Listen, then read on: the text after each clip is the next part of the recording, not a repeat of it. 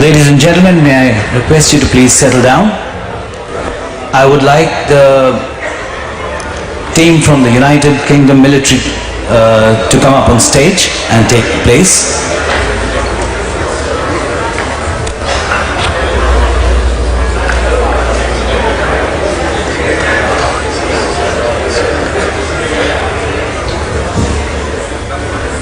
Members of the UK military.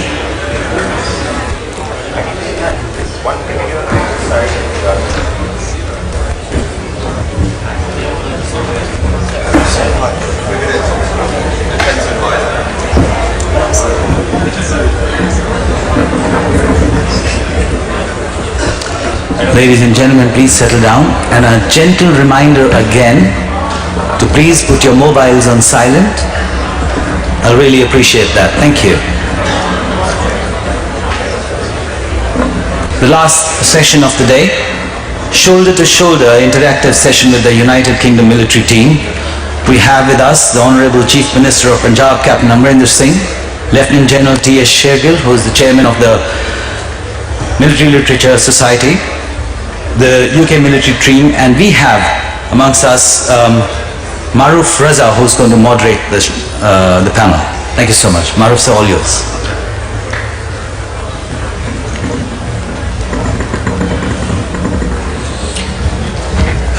Good afternoon, ladies and gentlemen. It's indeed an honor to be moderating a session, amongst others, with the Honorable Chief Minister of Punjab, Captain Amrinder Singh, who I regard as possibly India's finest military historian.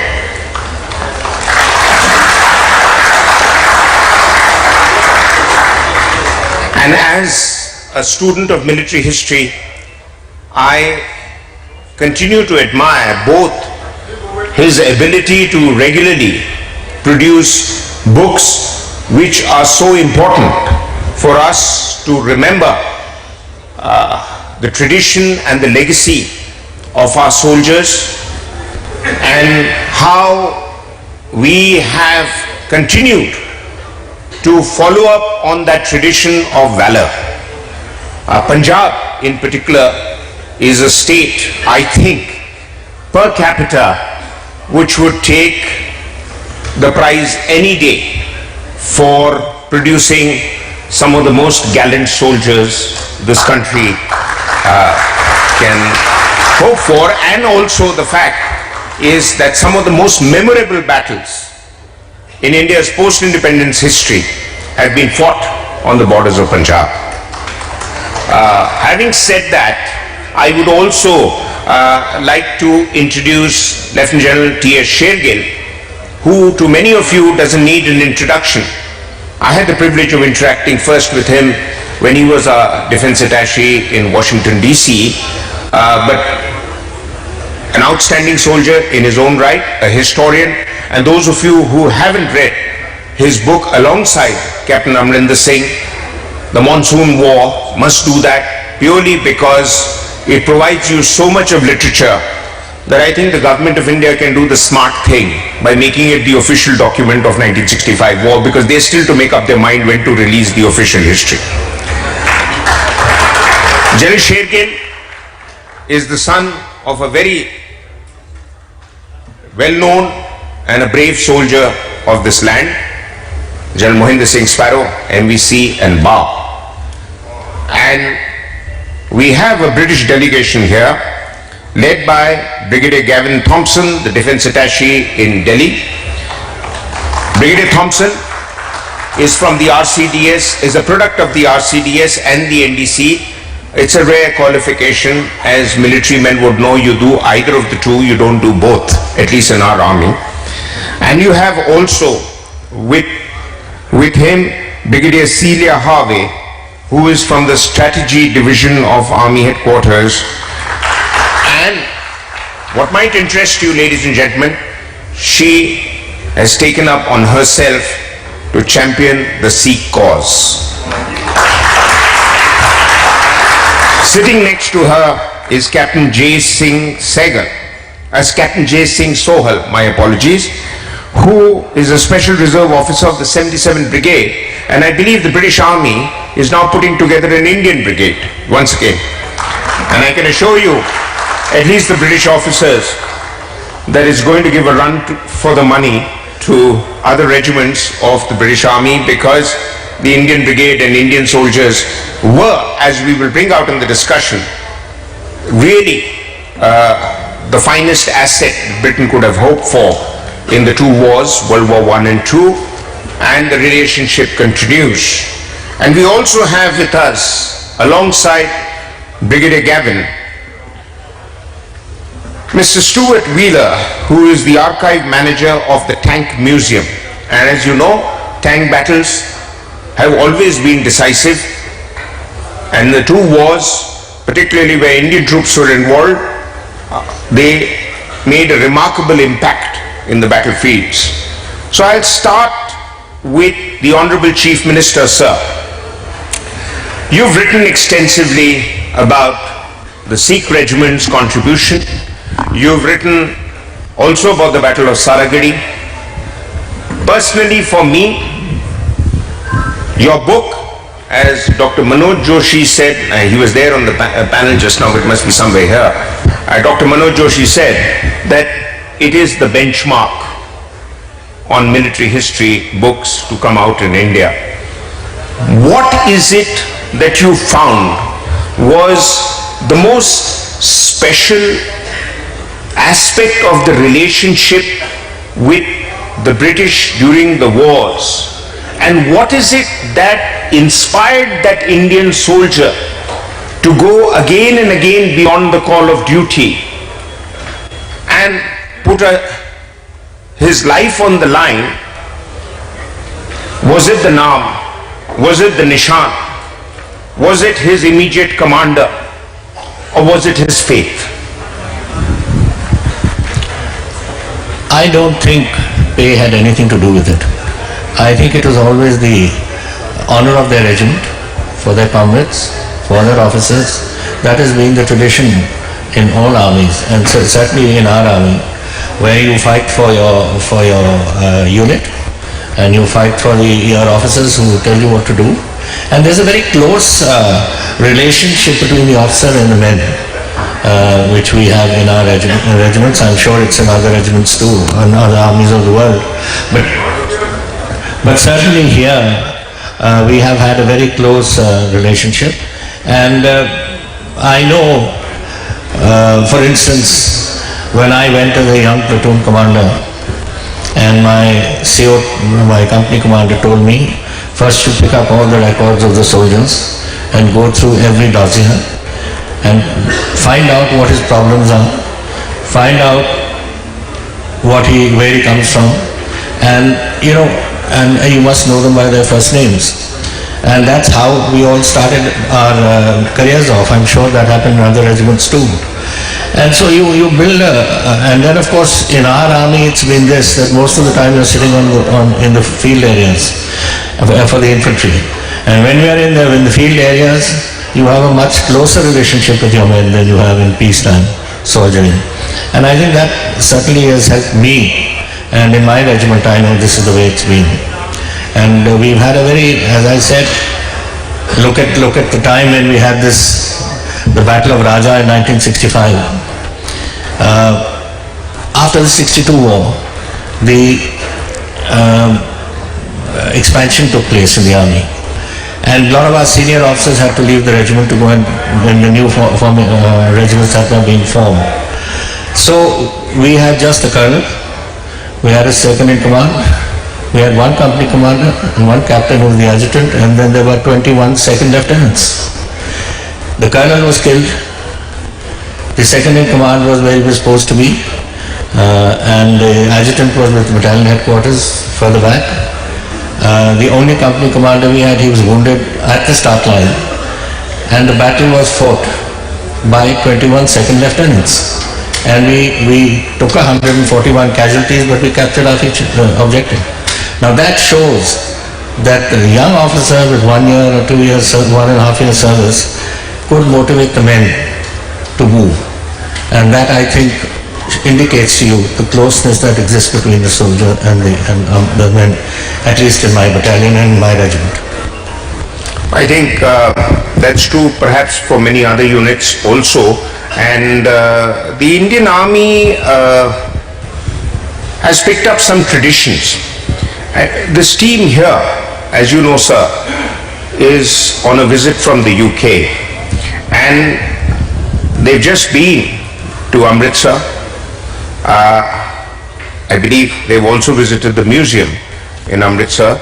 I'd like Brigadier Celia to actually throw light on the relationship between Britain and India as you see it now in Britain, particularly when we see the Commonwealth still as a binding force, but there are many in Britain, if I can suggest, who don't see the Commonwealth with the same kind of enthusiasm, if I may put it, as people in India do.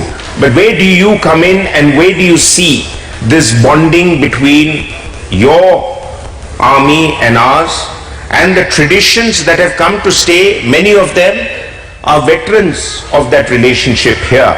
I mean, we have people here whose family members put out their best foot forward, as it were, at least in World War II, and there are some who have linkages with World War I also. You would like Mike? Thank you. That's a very big question. I'll try to answer as much of it as I can. There are more than 1.5 million Indians living in Britain now. So it is a substantial part of our population, and a very positive part. And indeed we have more than 200 Sikhs in the armed forces. So they make a very strong contribution to defence. And I would say that one of the main reasons that we are here this week is to understand more about your culture, your faith, and your customs, so that we can ensure that Sikhs who serve in the British Army are well looked after, that they are well understood, and they are comfortable serving in those forces. And indeed we had the privilege to go and visit the Shri Harimandir Sahib, and a very great privilege, I met with the Jatadar Akal Takht, and he very kindly has given me a message to take back to all the Sikhs in Britain. And so that bond between us is absolutely clear, and will provide a greater strength of relationship between us. I come to your point about the Commonwealth. I have never heard a Briton say that they did not favour the Commonwealth. I believe that our relationship with all the countries in the Commonwealth, and particular India, is as strong as ever, and indeed we are having a strengthening partnership between our two countries, sharing ideas, sharing practices. I had the privilege to speak at the Centre for Land Warfare Studies about the future of modern warfare, and we were sharing ideas in that think tank about modern technology, cyber warfare, specialists that are necessary in the world we now live. Right. Well, we'll discuss a little more about Commonwealth probably after the session, but Captain Sohal, can you take this thing forward from where the brigadiers left and explain to us that what is it now that with the 77 Brigade Britain is looking at doing? Is it a full-fledged fighting outfit, or is it to integrate communities, which Britain is very good at, or is it to draw linkages between the British Sikhs and the Sikhs in India? Yes, thank you for that question. If I may, before I answer that, say how much of a privilege and a personal honour it is to be here with the Chief Minister, someone who I very much look up to as a role model. And in answer to your question, 77 Brigade is a very new concept for us in the British Army. When we were looking at, in 2014-2015, the concept of how we operate and how we tackle some of the new threats and issues that we see within the information space. The various elements of the British Army that existed at the time, including Media Operations Group, which I was then a part of and deployed as a part of in 2015, were brought together within a structure known as the Security Assistance Group. Thereafter, the conceptual analysis took place of just what the British Army needed and what the capability was needed to tackle some of those emerging threats within the information environment.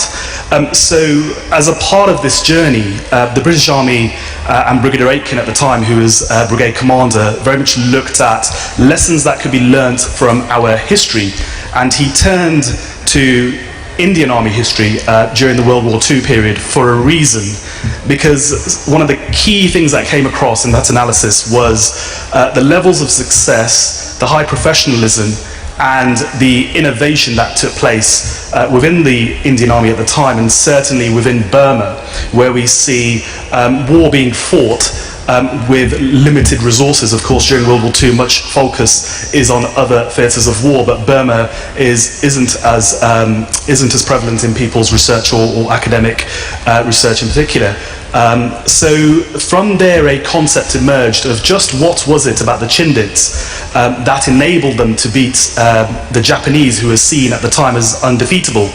And so the study into long-range penetration group and what they achieved brought back these lessons, and the Brigadier and the Army at the time very much embraced this idea of bringing the concept and bringing the understanding from 77 Brigade of the Indian Army back into the UK to look at how we can frame new problems from the lessons of the past.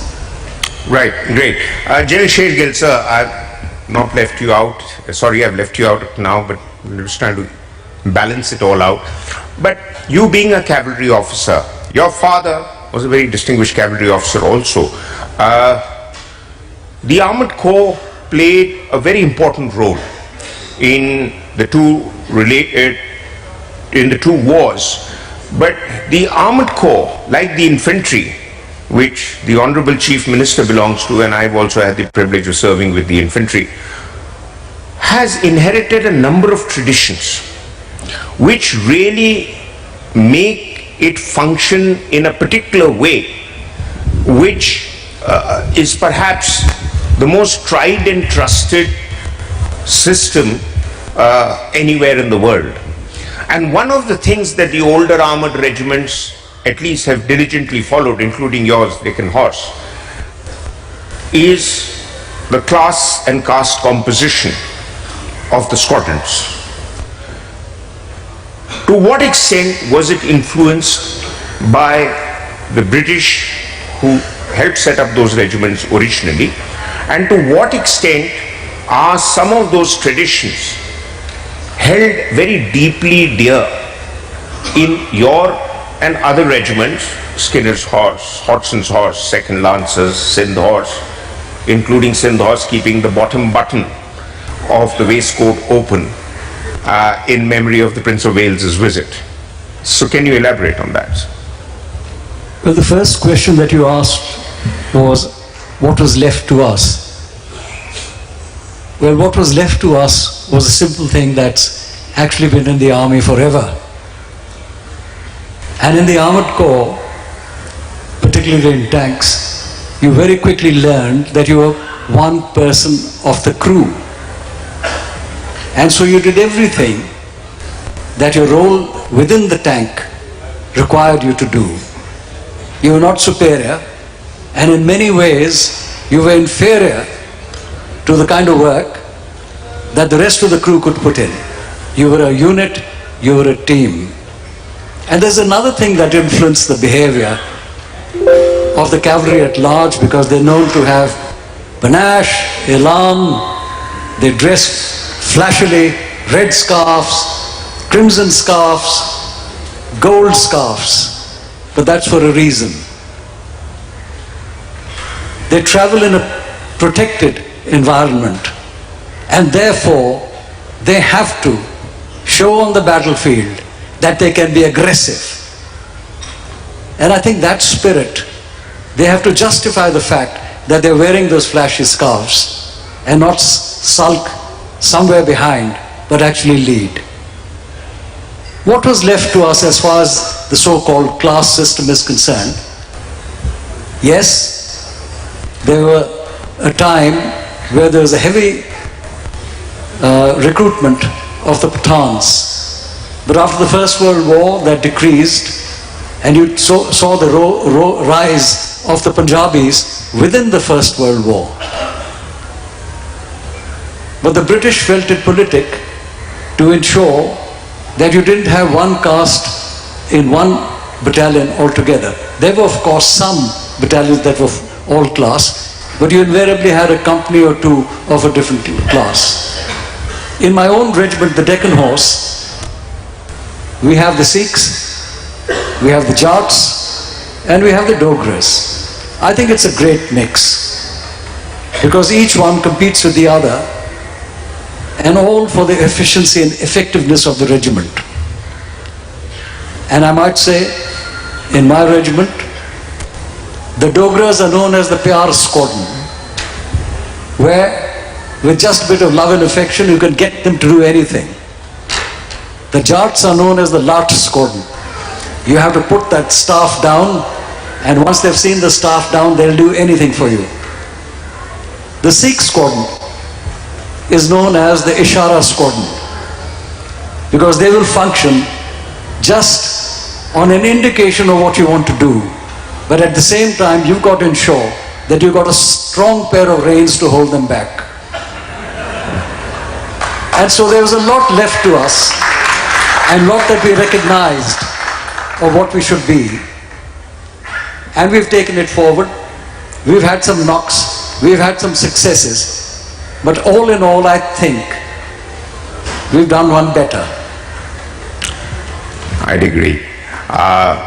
Brigadier Gavin, sir, I'd like to ask you, I visited Sandhurst about 35 years ago, but I remember seeing an Indian Army corridor there. The chapel, of course, at Sandhurst has names of Indians etched there. Our own military academy has that connect also. To what extent, and you're a tank man, to what extent, and there are two questions for you. One is that you draw upon that Indian experience even now when you go out into operations, and your army has been out in operations quite a bit since 9/11. I know there is an infantry regiment of your army which has brass buttons with the tiger and Hindustan written below that. My good friend Richard Holmes of Rusi showed me that button. So what is that Hindustan connection? Is that still there, or is just there in emblems? And to what extent do you go back as a tank man to draw on lessons that you learned as regiments in battle with Indian troops, and how you expected your man under your command to perform?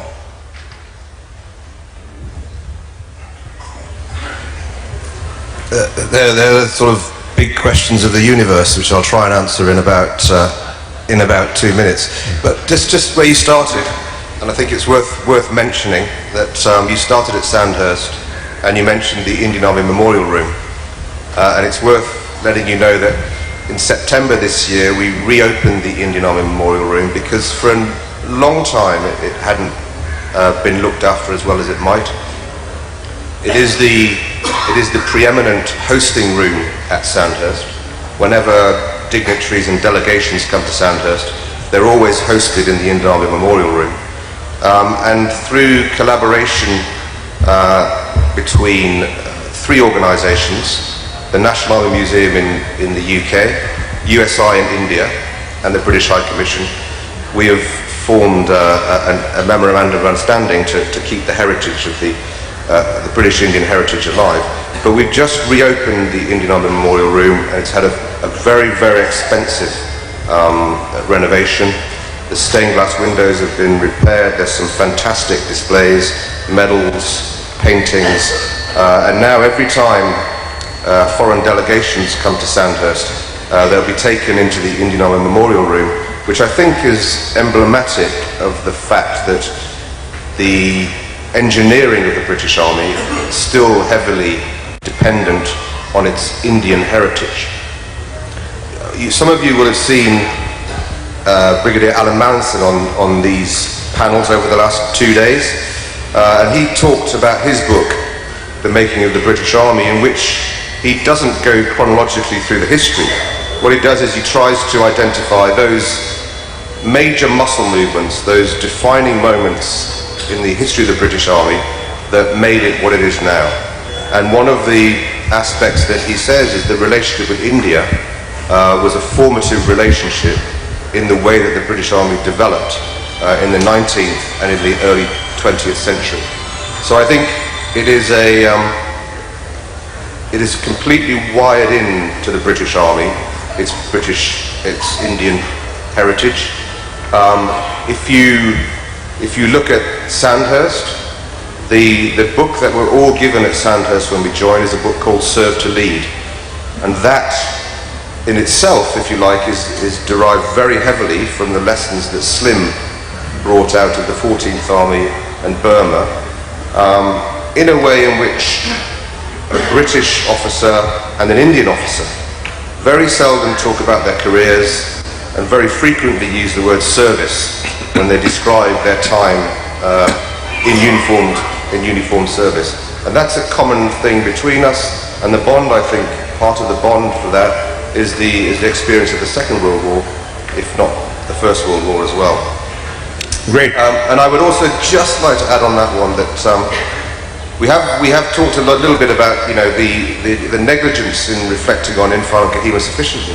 But if you Google it, you will see that very recently the British public was asked to vote for which it was the most important British battle in history, and Imphal Kohima came out as top.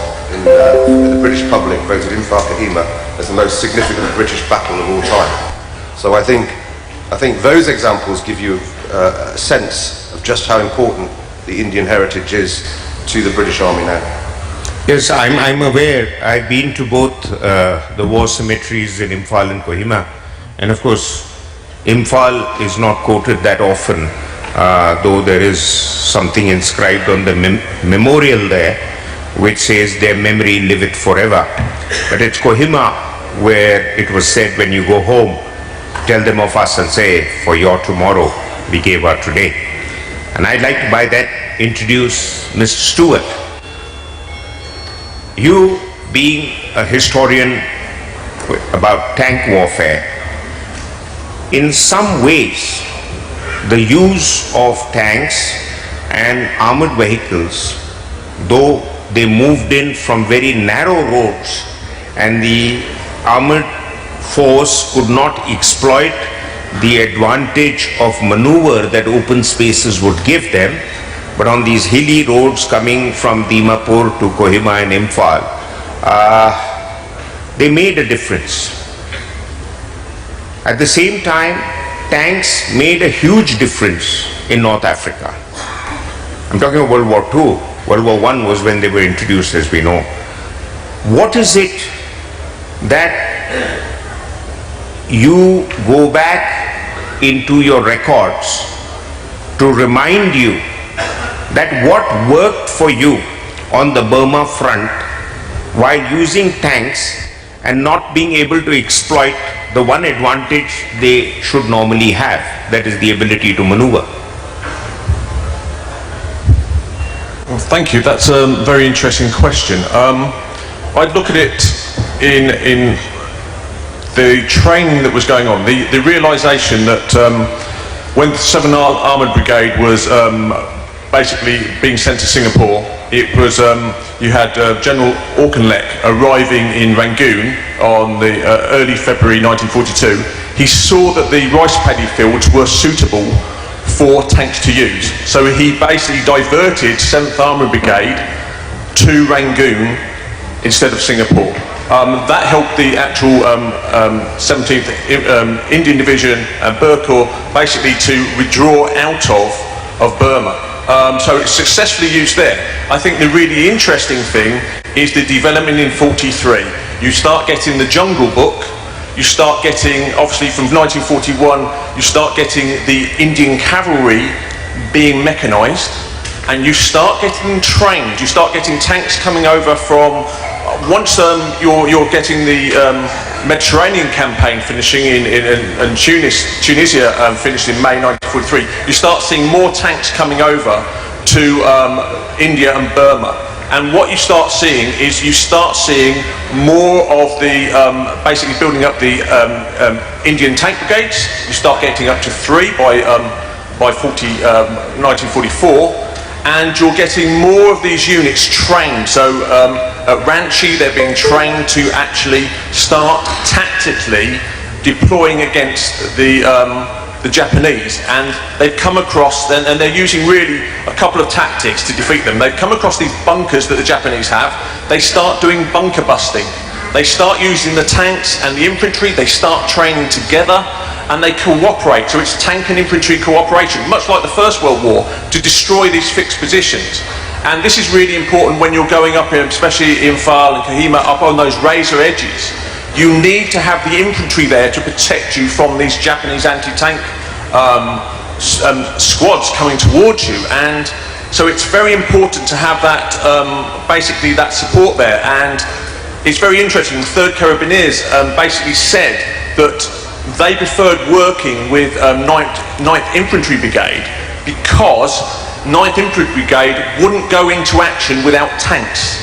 They knew how important the tanks were. They could give you direct fire support. What you see, so you see this one of tank and infantry support, and then once you cross the Irrawaddy and you get into more of, you get into the, basically a more of a less mountainous, much more open areas of that sort of the valleys by the side of the river, it becomes easier to deploy the tanks in a much more manoeuvre type of warfare. So they actually, if you look at the Miktila, you can deploy 255 Brigade there, and basically they can come around and outflank from the edge with the Royal Deccan Horse and Probing's Horse coming in. You can deploy regiments of tanks there. So you're not, when you're in looking at the Arakan and you're looking really in Imphal, etc., you're more doing things by troops and squadrons. Down there, you are using many more tanks. So it's a split. So late 44, 45, you do get manoeuvre war coming down, but that's to do with the terrain and the fact they're able to push the Japanese back. Yeah, and above all, in the last part of the assault, the tanks are with you. They provide the infantrymen the cover to get to the objective from direct enemy fire. But Honorable Chief Minister, sir, you've written about the Battle of Saragadi. You've written about the other actions of various units of the Indian Army. I have all your books, including the one on World War I. Which were the battles that you would look back and say were the defining battles in Indo-British military cooperation in those two great wars? Saragadi was a different sort of a battle. It was 1897 and it was a post which was held by a platoon of 6 of the 36 Sikhs, which I'll go by the new names, Fort Sikh today. And it was the communication fortress between two forts, Lockhart and Gulistan, And this was along the line of communication to the Chagru-Kotal Pass, from where the force was supposed to turn right and go right into the interior of tribal areas where they'd never been before. That was one part. But I want to go a bit further, because at that time there were 4 Sikh battalions. If you know that the Sikh regiment only came into being in 1846 after the signing of the Sutlej Treaty. 10,000 Malwai soldiers had been removed and sent back to their villages. And at that time there was little rumblings in the villages, so people who'd been used to some sort of life didn't want to come back home. And then the powers that be decided to raise 2 battalions. So one the regiment of Firozpur and one the regiment of Ludhiana. It was the first Sikh and the second Sikh, which is mine. And then of course first Sikh has now left us and gone to the mechanized infantry. But these were the 2 that were raised in 1846, 31st of July in 1846. And then we got the 3rd Sikh, later on Ratris raised it. And then the 4th one, which was the 4th Sikh, which was in 1884, that was raised as a police battalion earlier, then disbanded and made into a Sikh regiment later. Now this was the 4th that did the Saragadi operation, but it was not only them. 4th was holding that, 1st was holding the defense of Chitral, the 3rd was at Chakdara, where they won a Victoria Cross, and the 4th was on this line of communication which I will mention, to this Chagru-Kotal Pass. The other side of the pass was a brigade battle going on where 4 BCs were won on that morning. That was the day where that piper Finlater had been shot through both ankles, and he propped himself up and he played his regiment into the attack. So this was what was, these 4th battalions were all in that operation. Mine, the 2nd, was in the Khyber Pass, in the Malakan Field Force. So we were all operating in that area, but that was, a very young sort of operation for us. First World War was really the one that really put us in our place. We had 1st Division that was mustered out from India was the 3rd Lahore Division, and there were 3 brigades. The 1st Brigade was halted in Aden and sent on to Gallipoli, and the other 2 brigades landed in Marseille in October. And by that time the BEF, which had been fighting rearguard action right from the Marne downwards, had been in action for 60 days without reinforcements, without food, without running short of ammunition. And they had come into this line, the Ypres line, which was about a 400-mile line right up to the channel. And it was here that we, what delayed us getting into action was that the Indian Army had a different rifle to the one that was being used in the field there. So it took a little time to convert. Ammunition was different and it took a little time to convert. But anyway, by the 7th of November, we were put into the field, not as a battalion, but as a platoon here, a company here, to fill the gaps where the British forces had lost their men. And my colonel wrote in the war diary, if you read through it, that I don't know where my battalion is. There's a platoon here, a section there, a company here, and something else there. So that was how the first action took place. Then, of course, when reinforcements started, the battalion came together. We had our brigade, the Jalandhar Brigade, was the first brigade to go into action. And we had the 47th Sikh, which is now the 5th Sikh, and mine, the 15th Sikh, which is now the 2nd. And then it had the 129 Baluchis, and it had the 1st Manchesters. So it was a 4 battalion brigade. And then they fought. Now the 5th has a very interesting reputation. Our minimum height was for the Sikh regiment was 5'7". And then these Sikhs who are below 5'7" petitioned the government that we are the same material, we have the same heart, and we are just shorter than the others, so why can't we be formed into a battalion? And that was in 1901, the first 5th Sikhs took birth, and they were all little fellows. But their performance in the first battle of Ypres and the second battle of Ypres was brilliant. They took very heavy casualties. They fought like anything. And there's a story which goes around that they attacked when they should have not been attacking. They occupied the German village which was occupied by the Germans then, and they saw these little fellows chasing the Germans around with the bayonet. So but they took very heavy casualties. We took, all of us took heavy casualties in that. But in Mesopotamia, where the 4th and the 3rd fought together, both battalions were wiped out. And they had to, in fact, even in Gallipoli, when the first 6, which were part of the brigade that was detached from the 3rd Lahore division, was sent to Mesopotamia, they were sent 1,200 strong because they didn't have enough. They sent reinforcements along with them so that they couldn't back up later on, and they took 1,400 casualties, so more than their strength. So that was, and there were no officers left. In fact, the last officer they had was a 2nd Lieutenant Savory, who later became Adjutant General of India, and Reginald Savory, and he was Colonel of our regiment also. And he was also on the last day wounded. So then they had to, it was where the Subhra Major and some other officers were put there. Then they had to lift 2 double companies of 1st Patiala, which were now 15 Punjab. They were on this Suez. And they lifted 2, they had a double company system then, they had lifted 2 to come and reinforce this battalion. Another reinforcement coming from India, the ship was sunk, so the entire lot were drowned. So it was a very heavy casualty. It was not only with us, British regiments were wiped out. It was a very different thing. But it took time for the Indian soldier to really adjust himself to was artillery shelling. That is something which we had never been. We'd been on the giving end, not on the receiving end in the frontiers and all that area. And we had never been under fire.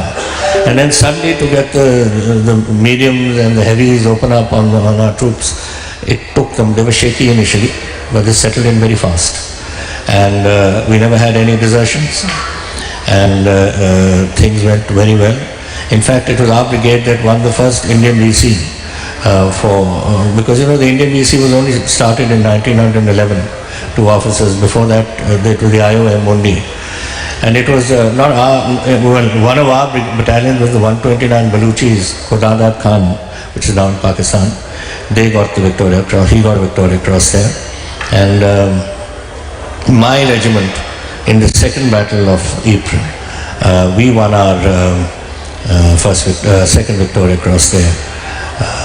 In fact, the General and I, this is a few years ago, on the 100th year of the war when it started, we went to France and to Belgium, and we spent a good fortnight trudging along those routes where our regiments took. We had a battlefield historian and we had the maps and we had the war diary copies and all, and wherever the battalion went we followed it.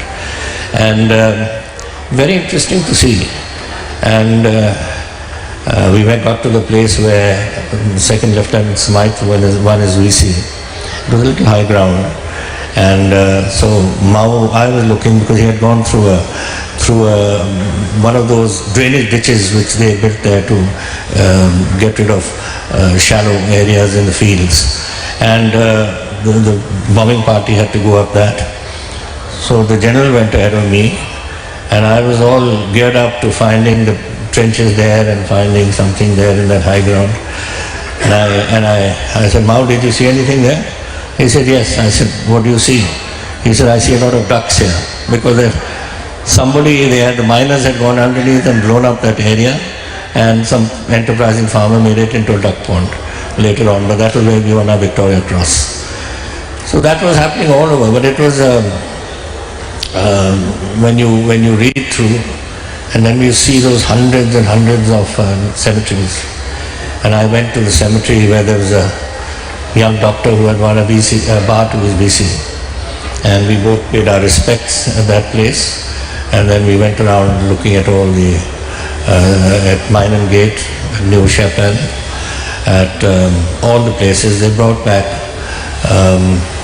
memories. We went to his regiment, to Delville, where his regiment had attacked Delville Wood, and there was a British regiment attacking High Wood on our right, and we went to their forming up spot, And then as we walked up to where the wood started, one would think, it's strange that a cavalry charged into a wood, but there was no wood there in those days. The guns had flattened everything. There were no trees standing, there were stumps all over the place. But when we were walking along, we suddenly found a piece of shrapnel from 1916. So he's got that as a souvenir, which had been fired on his regiment. But it just shows the type of casualties on the Somme, for instance. 1 million people died on the first day. 600 Allied and 400 Axis. At Verdun, the same thing happened. So those are sort of figures that, mind-boggling figures. But that was the type of warfare then, and our regiments went through it very creditably. Both the 3rd Lahore Division and the 7th Garhwal Division and our 2 cavalry corps that went there performed brilliantly. Gardiner's horse at, you got a Victoria Cross. Govind Singh got a VC there. So there were a lot of people who'd never seen this sort of cold or the type of terrain. And I remember reading through one war diary in which one of the Gurkhas in the regiments, in the morning when the officer went to go around and take around the defenses, he found these soldiers frozen to death because they were officers, the men were on sentry duty. It was freezing cold. Incidentally, we had gone into that November war within our summer uniforms. We had nothing to wear. Then when they came into the homes where they were billeted with French people, it was a French woman there, the lady of the house, who either gave a tablecloth, took off a curtain, or took off something else, gave it to the men to put on. And one adjutant records, he said, it was strange to see my regiment fallen in, some with pink clothes on, and some with red, and some with yellow and green, because they were all curtains and other things. I don't think the chap likes very much what I'm saying, but I was making a noise. But anyway, this was the way that war was fought. Then we went to Turkey, and I went to Gallipoli, and I went to followed again some of the various battles, whether it was at Helles, where the General Hamilton brought his force in, or at Anzac Cove, or at Suvla Bay, or where the New Zealanders were in defense, throwing handmade bombs at the Turks the other side, or where the Gurkhas were blown off the hill. That's where actually Field Marshal Slim took the decision to join the Gurkhas, because he saw them go into that on Gurkha Hill, and the defense and the attack they put in, the aggressiveness they showed, and the capturing of that hill. Later on, of course, they were blown off the hill by naval fire. It was a mistake which took place. But the courage of those men made him volunteer, and he eventually served the 1st 7th. So these are interesting stories. It was a different period, but it shows the courage of the man. It shows the courage of our soldiers. Nobody deserted. Everybody stood their ground, and the regiments fought as they were ordered to fight, whether it was the First World War, whether it was in France, whether it was later on in Gallipoli, or in the Second World War in the North African desert, or everything. We did a great job, and I think we are very proud of our army and our soldiers who fought then.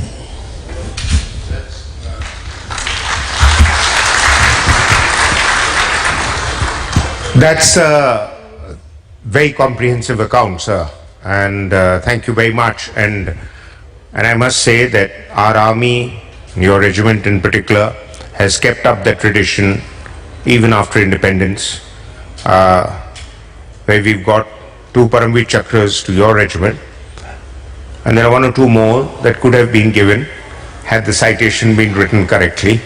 But that's another story on how awards are given. But I'd like to ask General Shergill, you were with the Chief Minister in all those battlefields. Your regiment has also earned the Victoria Cross, if I remember correctly. What is it that crossed your mind?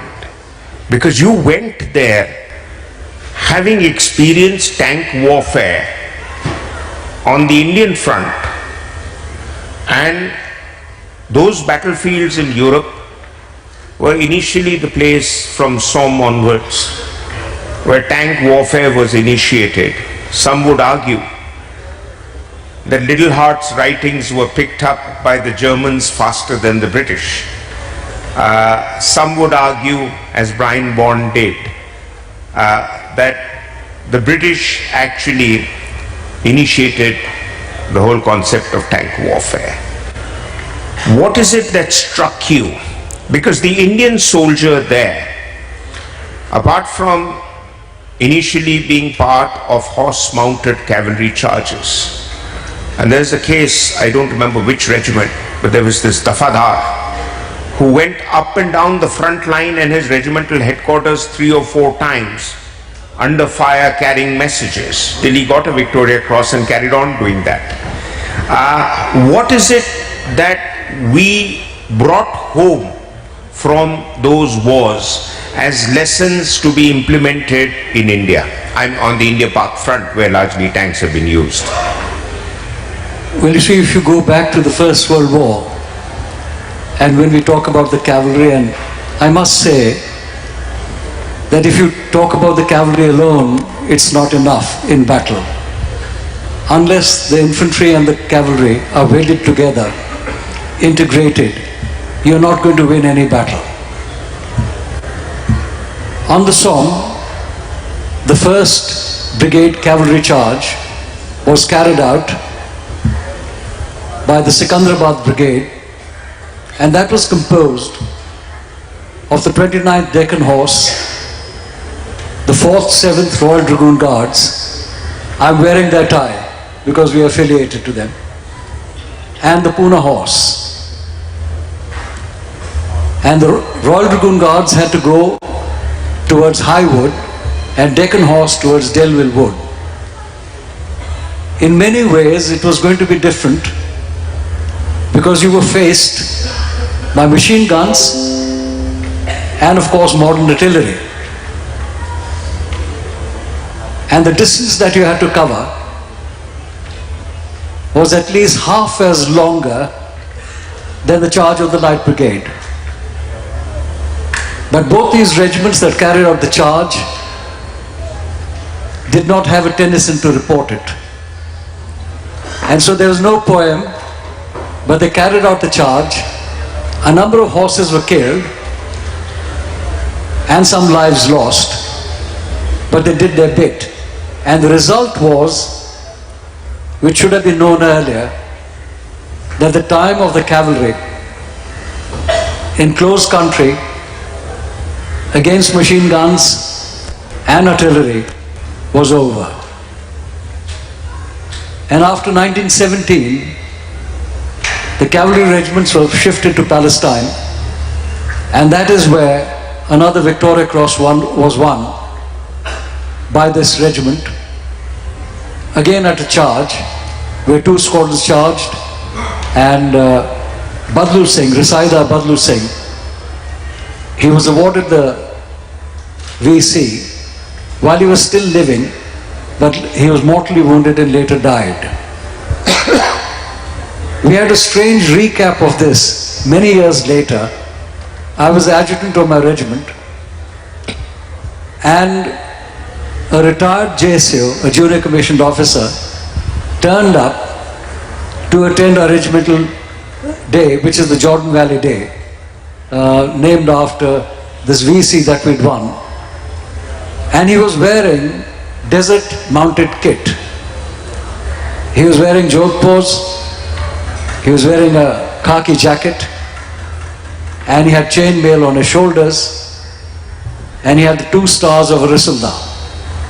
So we decided that we must give him an opportunity to speak at our darbar, and not many people get a chance to actually speak at a regimental darbar, apart from the colonel of the regiment, the commandant, and the Risaldar major.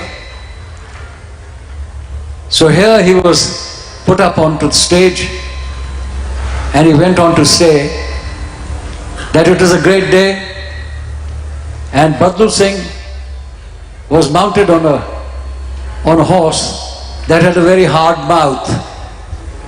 And when the bugle blew for the charge, the horse took off and never looked back.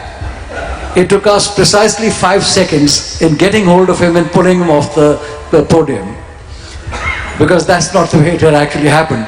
And this gentleman was the head clerk of the regiment and had nothing to do with what was happening on the front.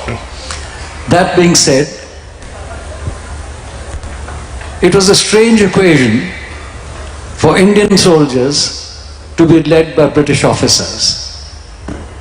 And during the Second World War, it became even more grave, because with the losses that had occurred amongst the English ranks, the officer cadre was thinly spread. And to the effect that many of the country-born Britishers were looked upon to fill the ranks of British regiments. And I remember I was told this by Major Lewis King, who used to live in Missouri. And so some of them, these young fellows, who got together, put through the officer training academy, and then sent to British regiments, where they were promptly refused. And so the government didn't know what to do with these officers and eventually merged them into a liaison corps.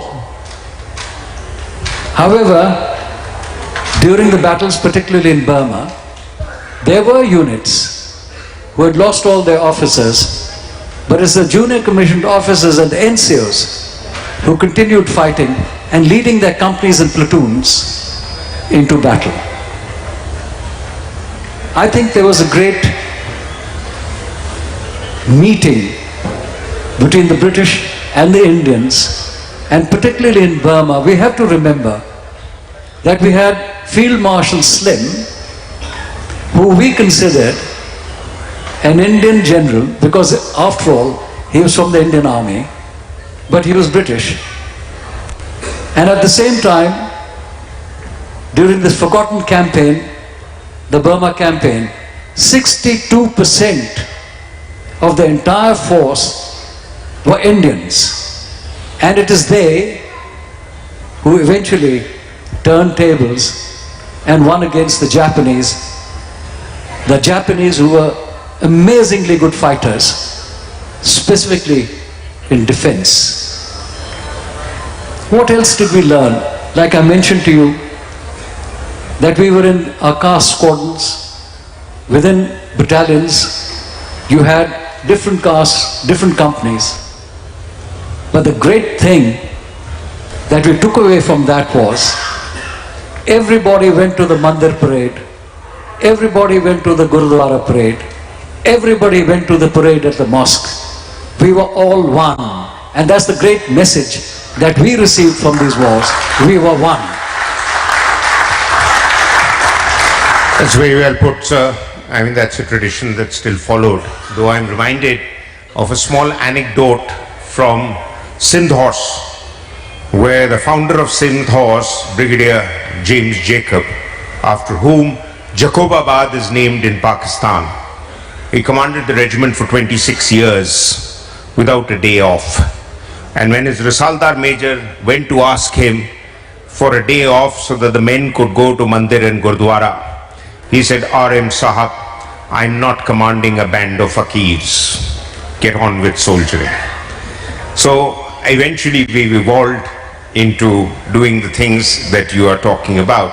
But let me ask Brigadier Gavin, since we are in the flow, and I'll come to this team in the end, we are in the flow of tank warfare and issues, there are lessons that we've learned. What is it that you would say still connects us, India and Britain, as two armies? We have our regimental connects.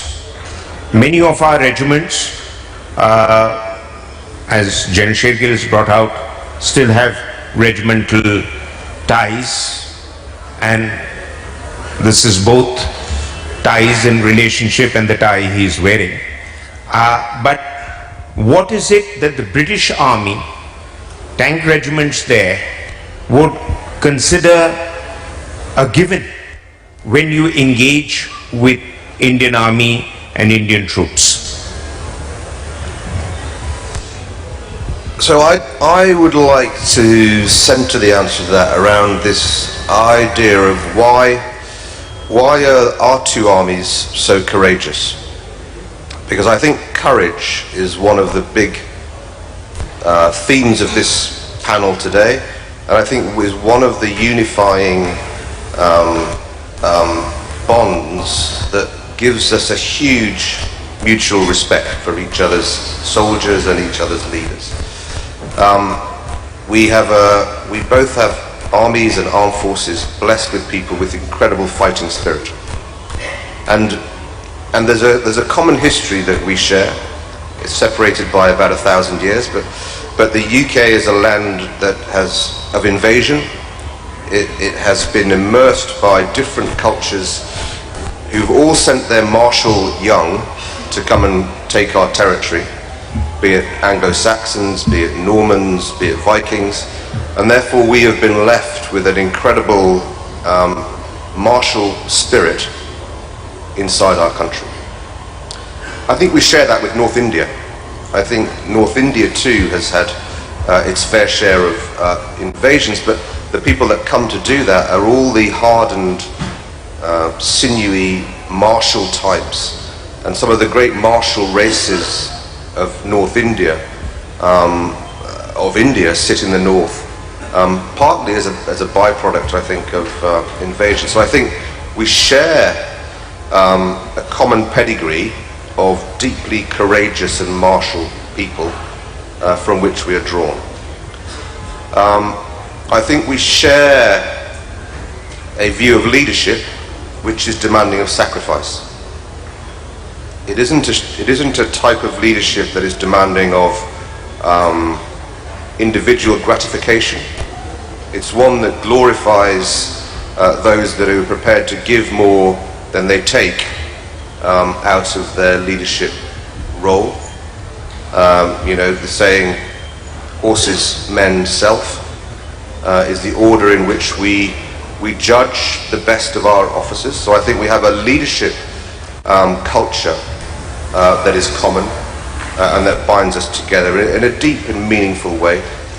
And I think also we have, in order to lead, you have to have people who are prepared to be led, and we've both built our armed forces around units and formations with regional, ethnic or social connections that bind the soldiers together in a way that to let their brother soldier down would be the thing that they would like to do least in this mortal world, and they would be prepared to sacrifice their life rather than let their brother down. So I think we share a martial spirit, we share a sense of leadership based on sacrifice, and we share a sense of those that are led willing to fight and give their life for their brother soldier. That's where I think the connection lies. I think we all share that sentiment. That's very well put. Brigadier Harvey, you just spoke at Center for Land Warfare Studies in Delhi and kind of spelled out a futuristic view, a strategic view on where you think warfare is headed. Now, one of my worries about the martial spirit of people is that modern warfare, sadly, is, in one context at least, demanding less and less of it. I mean, if you look at President Obama's drone-centric foreign policy, you saw drones being rained on people who were some of the bravest men on earth. People in the AFPAC region, the frontier men of Pakistan, the people in Afghanistan, and often they didn't know where the drones were coming on. As Churchill once said, that when you meet The Pathan at the Khyber, he shakes you by the hand with a look in the eye that you might be the King Emperor or the Viceroy of India, but I am as much a man as you are. I would say that for the Sikhs also. Where is modern warfare headed in terms of using that kind of spirit, that kind of fighting tradition, and how can that be brought into play? Can a man sitting behind a computer screen firing a drone be required to have the same level of enthusiasm as he would have if his company commander told him, get off the bloody trench, as they did in World War I, and show them your cap badges? That is indeed a very difficult question. It is one of the problems that is exercising us in strategy at the moment, is how we train an army to be equipped for a warfighting division, while also being able to conduct smaller size operations such as Iraq, Afghanistan, in a context where we are experiencing constant competition, as you describe, at those activities below the threshold of war, and competing and overcoming terrorism and extremism. We can learn a lot of lessons from the past, as we've been doing during this festival, but we must also constantly educate ourselves to remain relevant, so that we both have armed forces that are equipped for the future. Now, we cannot tell whether we will need those warfighting divisions or those modern technologies that you describe, and therefore we must be equipped for both. But as we experience different operations, what we can do is learn from each other. So India has been experiencing more operations of scale and requiring a different type of readiness to that which we experience in Britain. And so we are currently conducting a review of readiness, and I believe that we could probably learn a lot from the Indian Army to help us with that. Likewise, in Britain we are putting a huge amount of effort in organisations such as 77 Brigade, where we look at the modern technologies to counter some of the very different types of warfare. And we must also ensure that we attract the very best talent in our forces. And they may well be people who look very different to our warriors from the past. They may not have the same muscles in their bodies, but the courage of their minds must be the same. And we will draw that talent from all sectors of society, which is again another reason why we must understand people from different cultures and faiths, so that we attract the very best talent into our armed forces. We can learn so much from each other, even at a lower level, from, for example, medical treatments. As technology advances, you may experience different types of injury that we have not yet experienced, and we owe it to our soldiers to make sure that they have the very best of treatment from wounds on the battlefield. And there's one example of how we can learn from each other. We must constantly think that modern warfare covers all domains. We must not fall into the trap of believing that it is just cyber, just drones. We must be prepared for every circumstance, and to do that we must work with our partners. We have great partnerships with India on technology and on cyber. We must exercise those partnerships as well as learning from each other on the battlefield to ensure that we are equipped for warfare in the future. Thank you. That's again a very comprehensive answer. Captain Sohail, your units that you are putting together with Sikh connections, are you drawing on Sikh martial tradition to the extent that new raising Sikh units or Punjab regiment units of the Indian Army do? What are the kind of mottos you are adopting? What are the kind of linkages do you encourage your units to have with Sikh units in the Indian Army, or are you planning to have those linkages? Because there is a shared heritage that you plan to revive. Thank you. Can I answer that question by just touching upon what Mom said earlier? So with modern warfare, we're seeing ourselves more involved within the information domain and information warfare in particular. And from my Sikh roots, what I would pull out is the need not just to be active and involved within the virtual domain, but also the cognitive domain. And I say Sikh roots because my name, Jay, is actually Jagajit.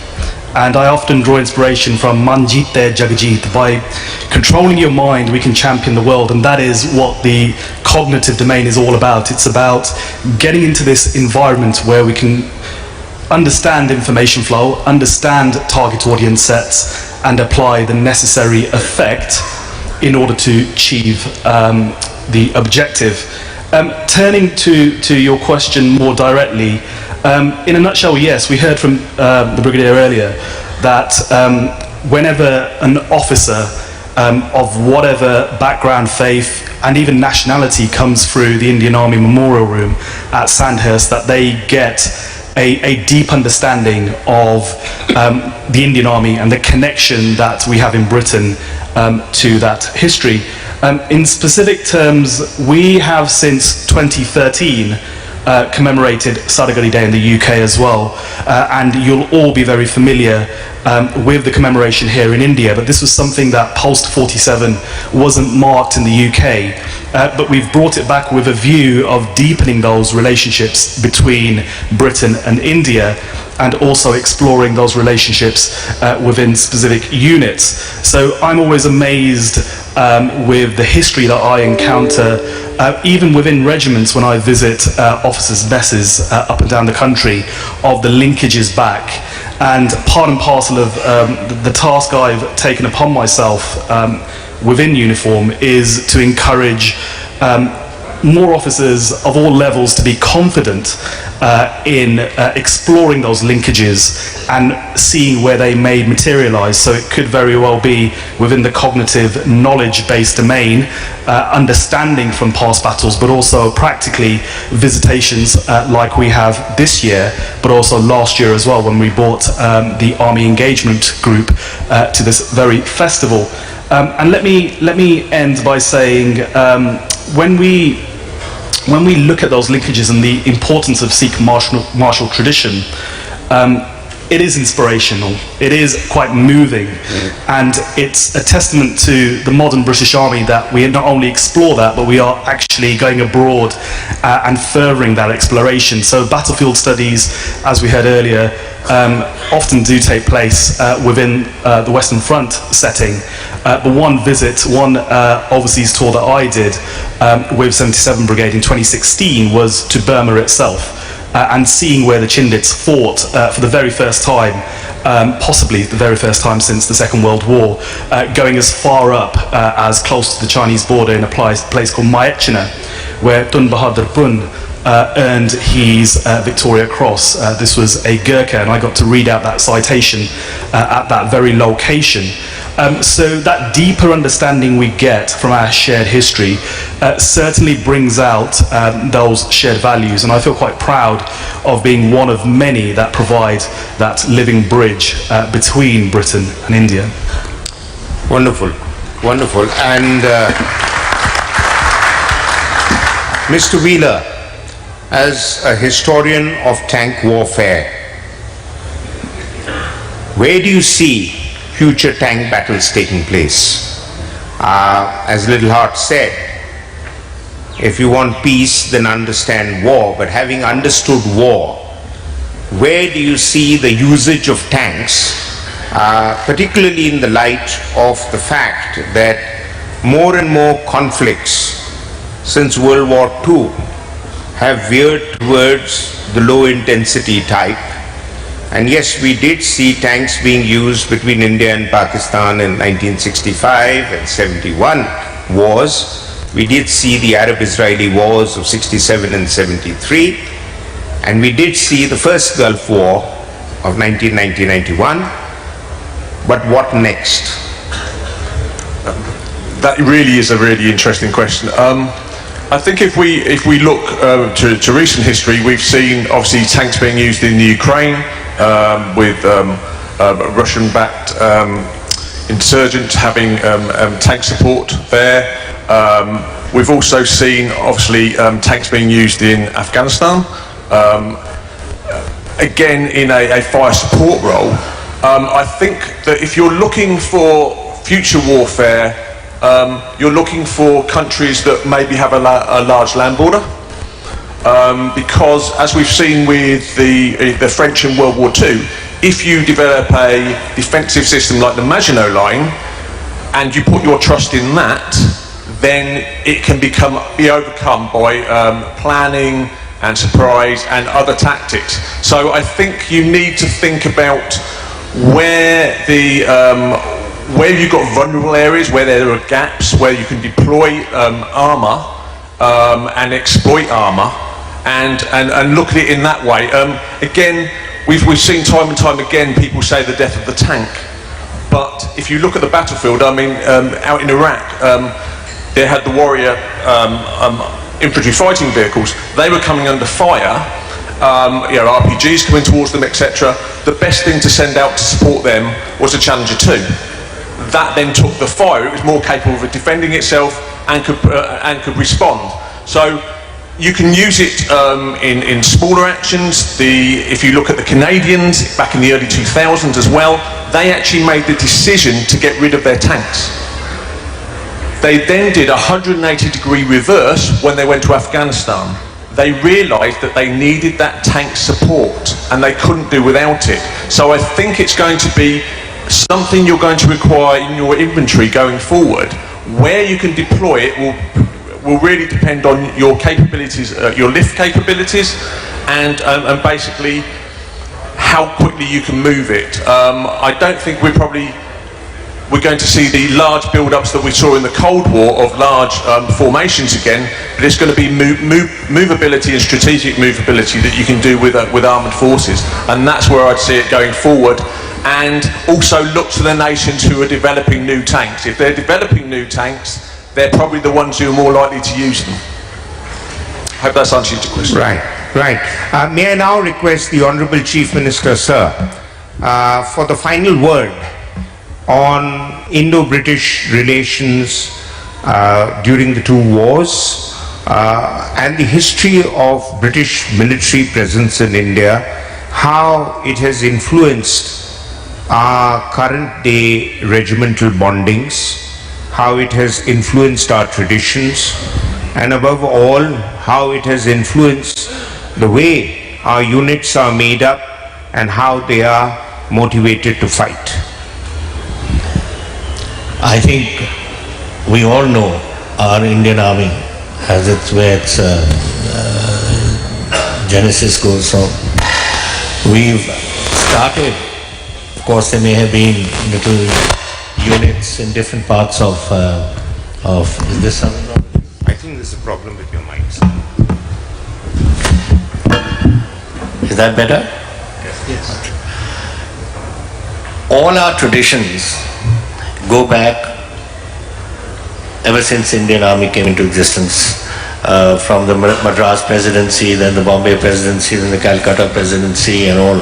It's been hundreds of years, and I think our oldest regiment is 300 and something. I think it would be the Madras. The 3rd Punjabis were also there, which went to Pakistan, but we've also got a 3rd Punjab. They were probably the oldest. postal sepoys they were raised as. But they were all based on the British system which had evolved at that time. And subsequently, whether they were infantry, cavalry, artillery, or whichever supplies or signals or something, it was based on a system which evolved from the British system. And that is the way it's been. All our regimental traditions are based on that. And whether anyone likes it or not, that is the way it's been for hundreds of years. And you may have a different sort of outlook to life today in the political field, but that doesn't change the system that exists in the defense services. We keep a very close tag with our officers of our regiments who have retired in 1947 and gone back to Britain. Unfortunately, there used to be annual day of Sikh Regimental Day, for instance, and most of us used to go to join them in London. But now, so many years have passed, there's nobody left. But happily, the second and third generation also keeping things going. Now, I'll tell you a story. In 15,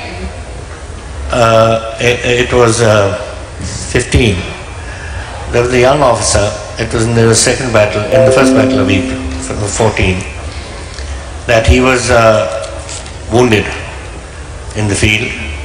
He was Lieutenant Henderson, and his Subedar, Subedar Amrinder Singh, who was the senior JC of that company, dragged him into a gardener's hut in one of the French villages, and while this battle was going on, and at night he took the Frenchman's wheelbarrow, put this young officer in it, and wheeled him back to safety. And he survived. He later commanded our battalion, and then he was colonel of the center also at Nashera at that time. And it was he who was commanding when his son Robert Henderson and my father joined on the same day, the battalion. And then, of course, Robert, who we all loved and knew very well, he passed away. But his son carries on that tradition, and both Amrinder Singh's son and Robert's son are the greatest of friends, and their children are the greatest of friends. And once a year, when the day comes, they all get together. So it's a tradition that is going on, and if it's with my battalion, I'm sure it's with so many other battalions too, which is happening. So these traditions you cannot kill. We have stories that go back, we have traditions that just evolve, and that is something that must come in. So our association with the British Army is a very close association.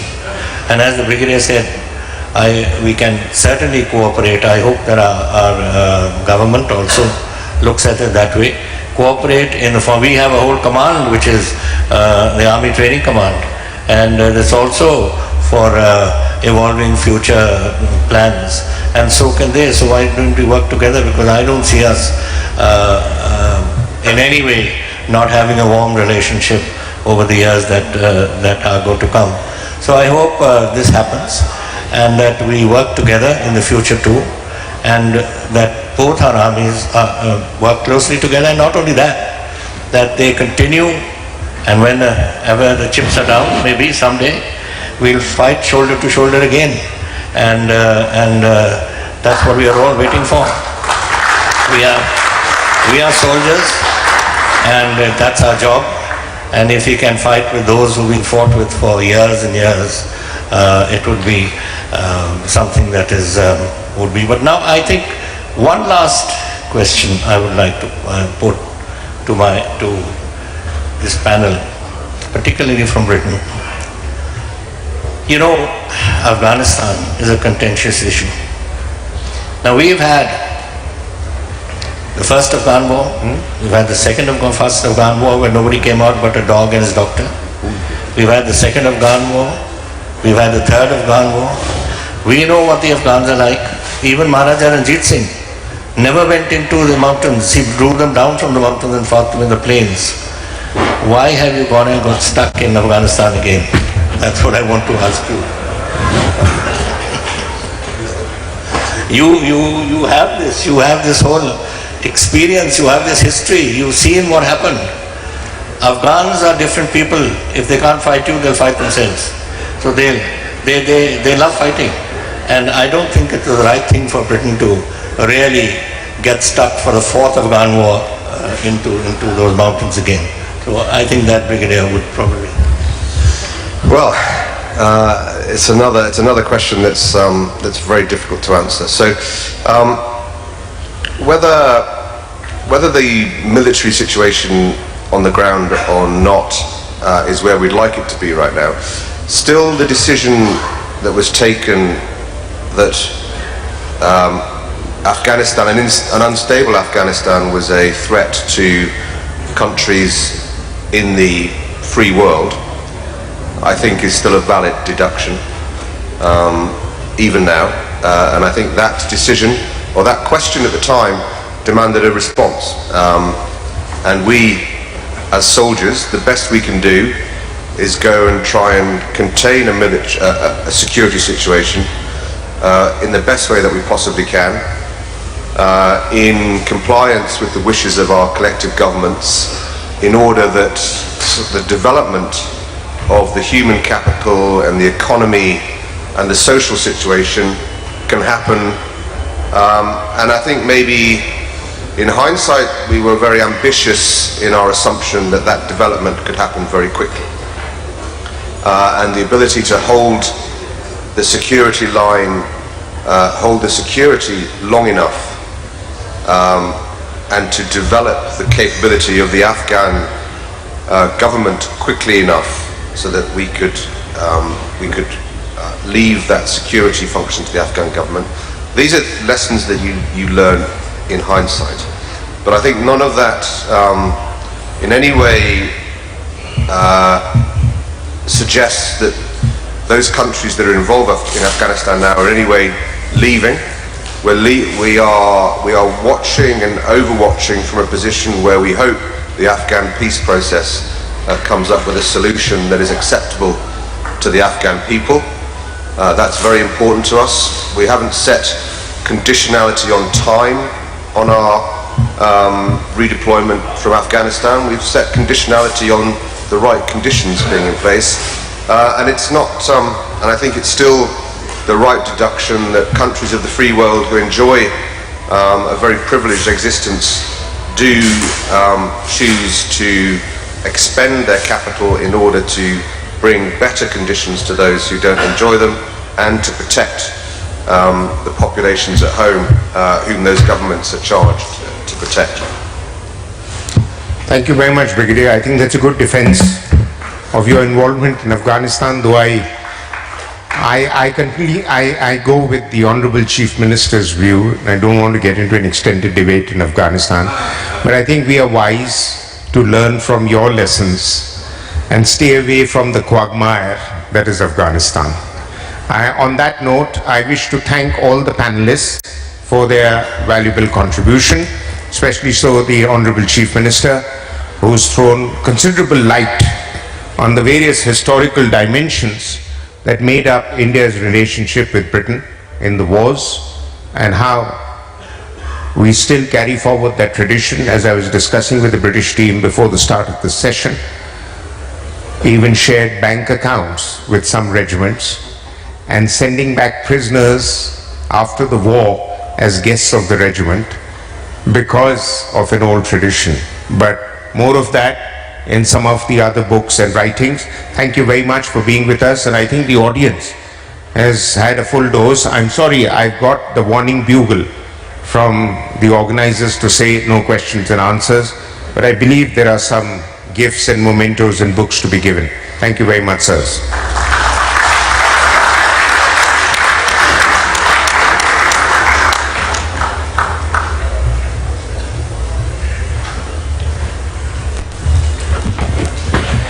We will now request the Honorable Chief Minister to honor our guests on stage with a book.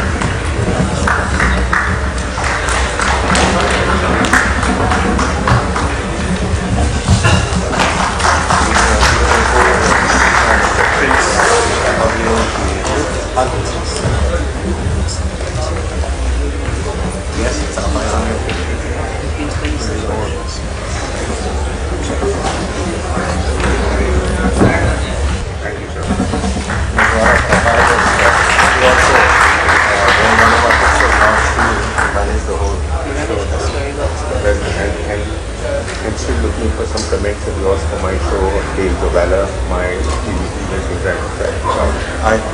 Thank you very much. Come on now.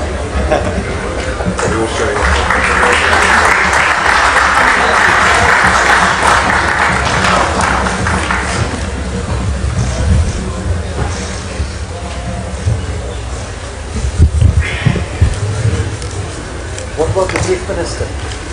I don't know. You don't know?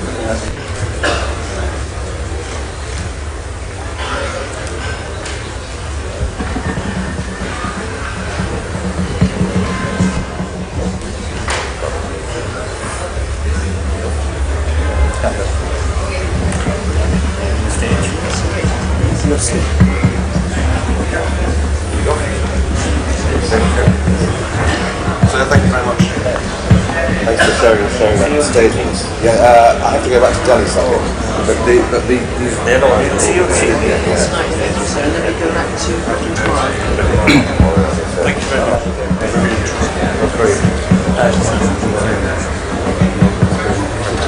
That's very very happy to meet you. Share the stage with you, sir.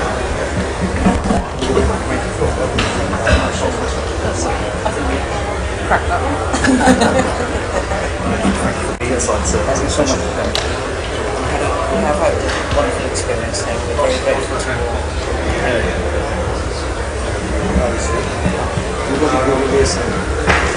Manpreet sir,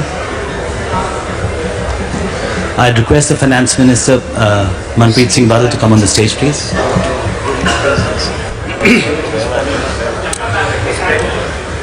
Good evening, ladies and gentlemen. For those of you who think that these 3 days is what the Army Literature Festival is all about, let us take you through a journey.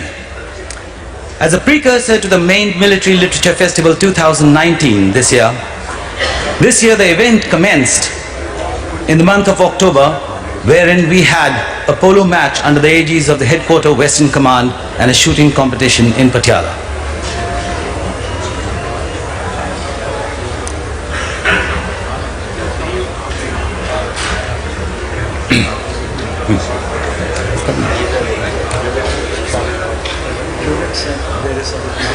And the children will stand in front for the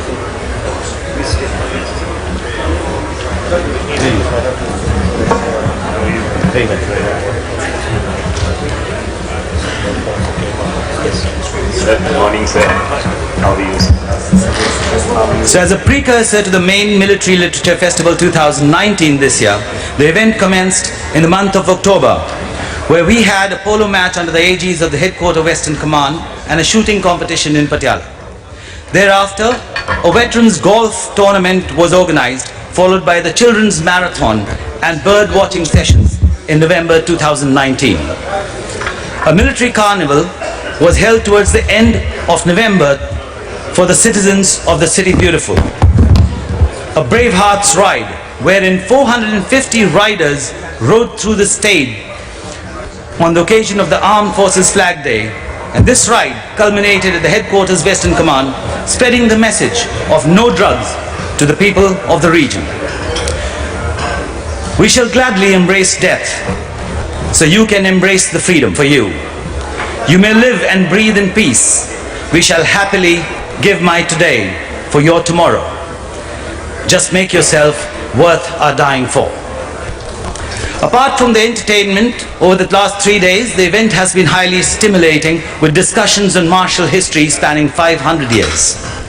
The event brought together leading military writers, authors, poets and artists, film and documentary makers, and most of all, the war-hardened and decorated soldiers with their tales of courage, valor and heroism, of supreme sacrifices and patriotism.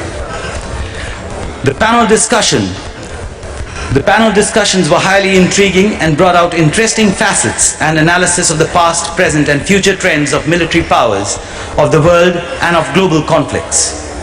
Under the direct guidance of Lieutenant General T.S. Shergill, PVSM, everyone has worked in unison towards the one common vision set by His Excellency, the Governor of Punjab, Shri VPS Badnoor, and Captain Amrinder Singh, the Honorable Chief Minister of Punjab. May I request Lieutenant General T.S. Shergill PVSN, Chairman of the Military Literature Festival, to share his vision. Ladies and gentlemen, Lieutenant General T.S. Shergill.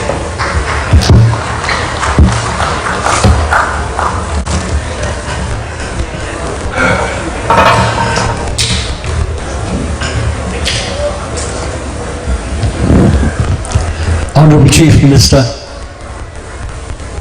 Honorable Minister of Finance, Sardar Manpreet Badal, and the GOC&C Western Command, Lieutenant General R.P. Singh, AVSN, VSN. We are indeed very fortunate that we have in the Tri-City 4 former chiefs, of whom happily 3 of them were present with us at the War Memorial for the Flag Day. And today, seated right in front, is Air Chief Marshal Tony Dhanoa, who has been kind enough to also come onto our panel and tell us all about the message of Balakot, which he shortened very effectively by saying, wherever you are, we'll get you. We'll get you, and most certainly we'll get you wherever you are.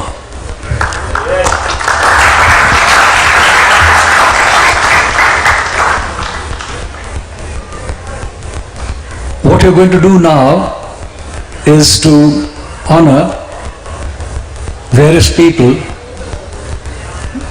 Victoria Cross winners, that is the regiments, and also people who have worked for this function. And I might add that the people who work for this function are entirely volunteers. A close group which actually runs this whole show, aided greatly by the National Cadet Corps, by schools who have done a great service in looking after us, the police, and of course the civil administration. They've all been totally with us in support.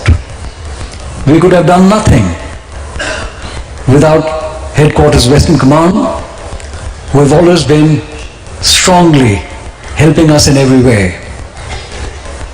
I must add that as we go into the next year, we will be looking at the remainder of the 75th year of World War II, and so there will be something more about Burma, and of course the island hopping operations in the Pacific.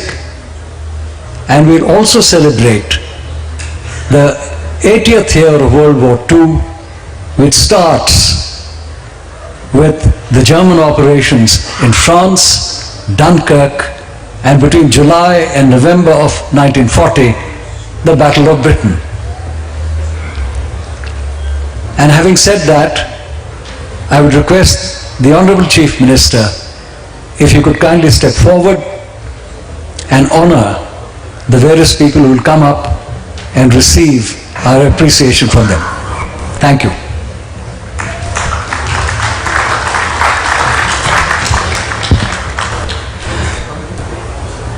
The Indian soldiers actively participated under the British Raj. The royalists that Indians were, we had 1.3 million Indian soldiers in the First World War and over 2.5 million Indian soldiers in the Second World War, fighting on a foreign land, fighting for British Army. In other words, the destiny of the world for the next 70 years was shaped by the blood and sweat of the Indian soldiers. They fought valiantly and displayed ultimate courage and valor in war. 75,000 Indian soldiers laid down their lives in the First World War, and thousands more died in the latter wars. Let alone those who came home without arms and limbs and totally crippled for life. Of these brave and fearless soldiers, some were awarded for their conspicuous gallantry with the most coveted Victoria Cross, the highest gallantry award of the British Empire. To name them, Subedar Netra Bahadur Thapa, 25GR, 1944, Nayak Agan Singh Rai, 25GR, 1944, Rifleman Tul Bahadur Pun, 36GR, 1944, Rifleman Man Bhagat Gurung, 32GR, 1945, Havaldar Gaje Gale, 25GR 1943. Rifleman Ganju Lama, 17GR 1944. Rifleman Lachiman Gale, 48GR 1945. Havaldar Umrao Singh, 30 Mountain Regiment, the Royal Indian Artillery, 1944. Lance Naik Sher Shah, 716 Punjab, 1945. Subedar Ram Swarup Singh, 21 Punjab, 1944. Naik Fazaldeen, 710th Baluch, 1945. Jamadar Prakash Singh Chib, 1413 FF Rifles, 1945. Havaldar Prakash Singh, 58 Punjab, 1943. Naik Gyan Singh, 415 Punjab, 1944. Naik Nand Singh, 111 Sikh, 1944. Sipai Bhandari Ram, 1610 Baluch, 1944. Jamadar Abdul Hafiz, 3 Jat, 1944. Sipai Isha Singh, 28 Punjabis, 415th Punjab, 1921. Late Karamjit Singh Judge, 415 Punjab, 1945. We will now invite the representatives of the units which have had the honor of having the following Victoria Crosses on their rolls. From 25 Gurkha Rifles, Major Jacob and Subedar Major Harsha Bahadur Rana. The Victoria Cross winners were Naik Agan Singh Rai, Victoria Cross; Subedar Netra Bahadur Thapa, Victoria Cross; Havaldar Gaje Gale, Victoria Cross.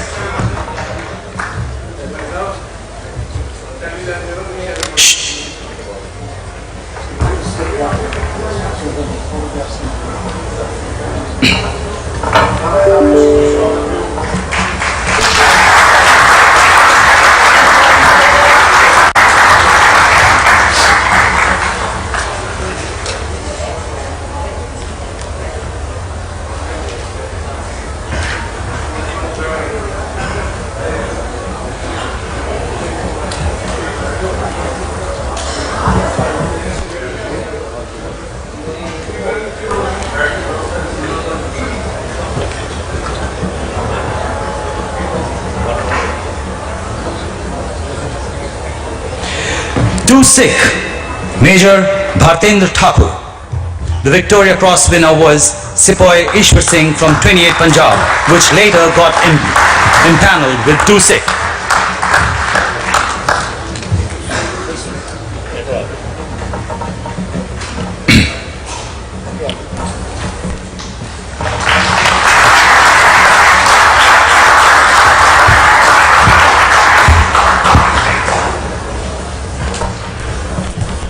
For Mechanized Infantry, Colonel Navdeep Harnal, Sena Medal.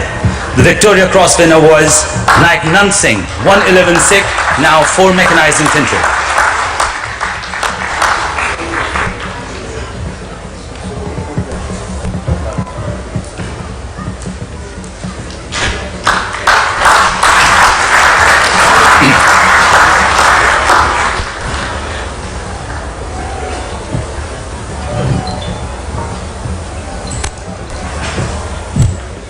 Regiment of the Artillery, Major Mukesh will receive the award for Havaldar Umrao Singh, 30th Mountain Regiment, Royal Indian Artillery, now 22nd Field Regiment.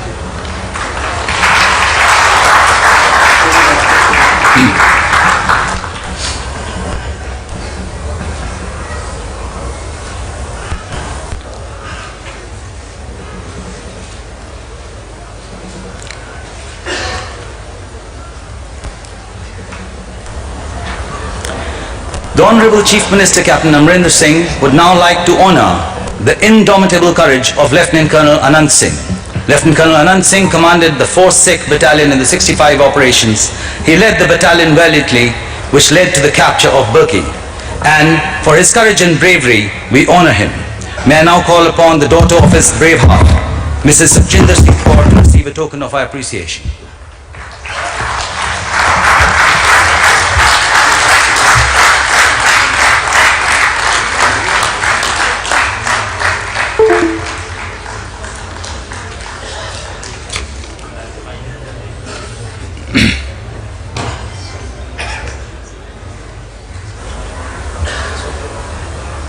This is the granddaughter. Oh, sorry, I beg your pardon. My daughters are also here also, sir. Well, the whole family is here, of Colonel Anand Singh. This is during the 1965 operations. I was then aide to the army commander, and we were then at Fort Div headquarters in Kemkaran, and the battalion 4 Sikh under Colonel Anand Singh had been fighting for 48 hours, and they had captured Barki, and they had taken a great deal of number of casualties. It was an exhausted battalion. Men hadn't had enough food, but the army commander required a battalion to take what he called the high ground before a push could be made, in which the general himself took part. And next day was Saragadi Day. So he asked for Colonel Anand Singh to be brought to a point which we were going to pass on our way back. And he met him on the road, and he said, "Anand, I want you to take that high ground tomorrow." Now, being a good soldier that he was, and he knew his battalion was tired, but he said, "Yes, sir." And he went that day. That night they were sent forward without any reconnaissance to occupy that high ground. And next day there was to be an armor link-up which never took place. And what happened was, in the morning when they were waiting to have that army link-up, they heard engines start. And those engines, they got out of their cover and walked towards the sound of those engines, and it turned out to be a Pakistani SP troop that was warming up its tank, and they walked straight into a trap there. So the colonel was taken prisoner along with a number of his officers and men. And why I thought that this award should be made to this family was that the real battle which was fought was Barki. This was on the side show which was given, and these sort of things happen in war. But all the battalions that successfully carried out operations, whether it was 3 Jats in 54 Brigade at Dograi or some others elsewhere, first paras at Hajipir or somewhere, all those commanding officers were recognized with the Mahavir Chakra, except for Colonel Anand Singh for Barki, which I thought that is the best. It's the powers that be who decide these things, and the army chief should have then decided on this. Nevertheless, we in Punjab recognize it, and I wanted to honor this family.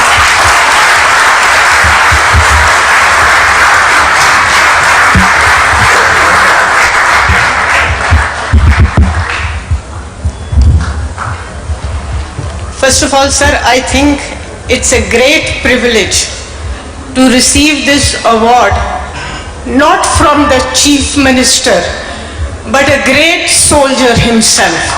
This adds double honor to this award or facilitation which I am receiving.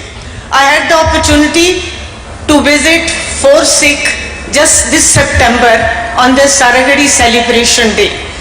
The commander was kind enough to invite me, and believe me, sir, what I saw there, the affection, the gratitude, the love and the admiration that people have for my father, Colonel Anand Singh, moved me to tears, sir. It is more than any award received by anyone. And sir, believe me, I am so grateful to you that you have thought of giving this award to his family. I will ever remain grateful to you for the rest of my life. Thank you so much, sir. Thank you.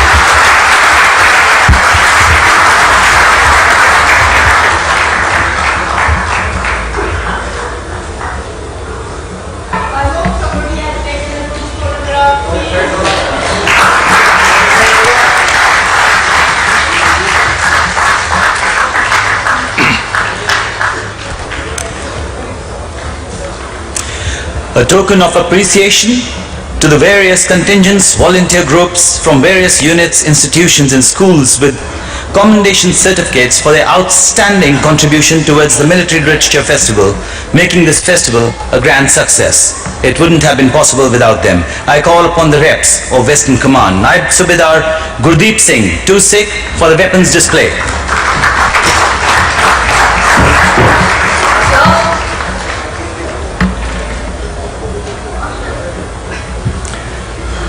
Subedar Balwinder Singh, 22 Punjab, for the martial dance Gatka.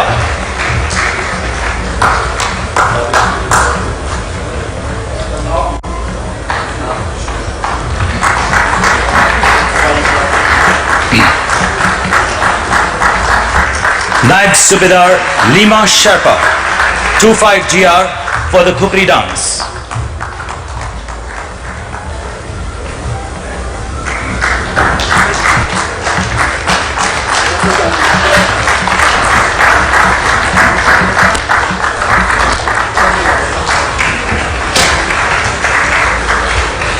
Subedar Hemant Deore, 36 Medium Regiment, for the Jhanj Patak.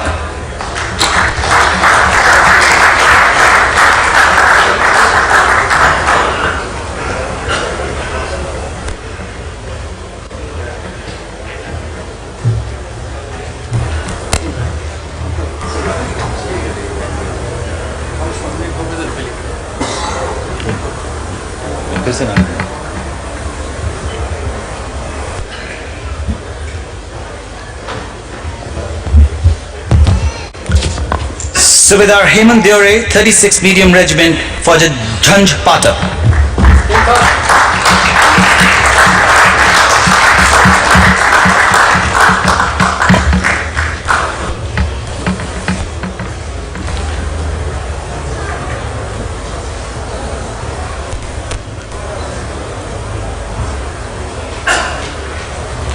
Havaldar Santosh Kumar, 5 Madras, for Kalai Payattu.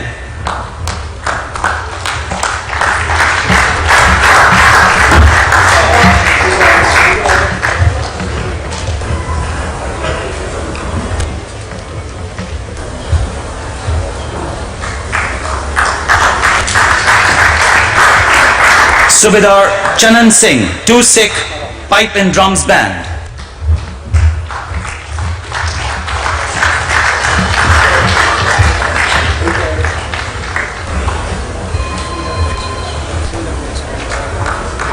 Havaldar A.N.S. Chauhan, Military Police.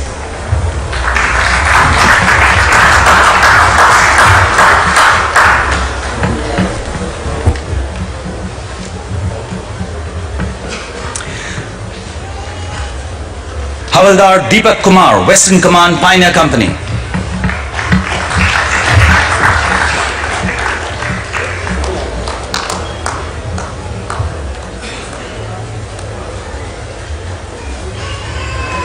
Now for the schools, we have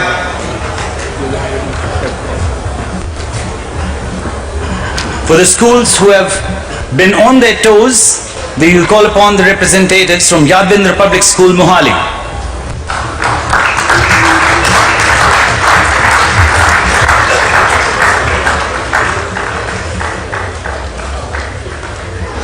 Shamrock School, Mohali.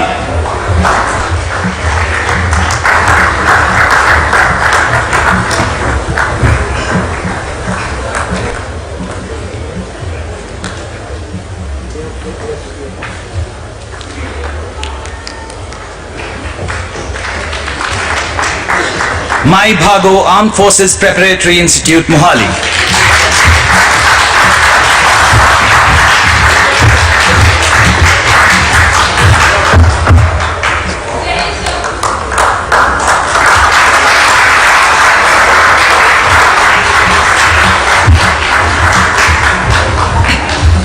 Maharaja Ranjit Singh Armed Forces Preparatory Institute, Mohali.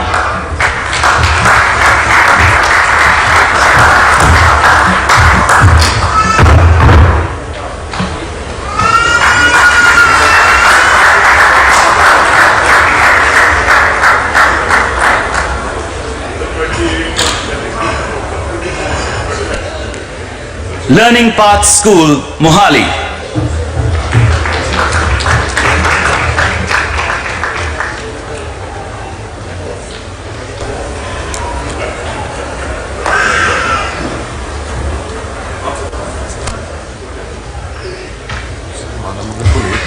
नहीं Learning Path School Mohali. Check.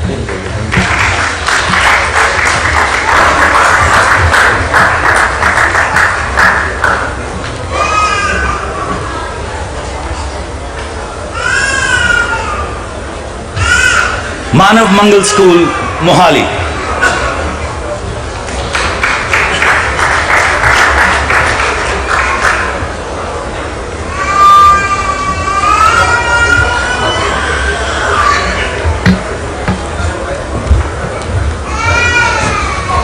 Manav Mangal School Mohali.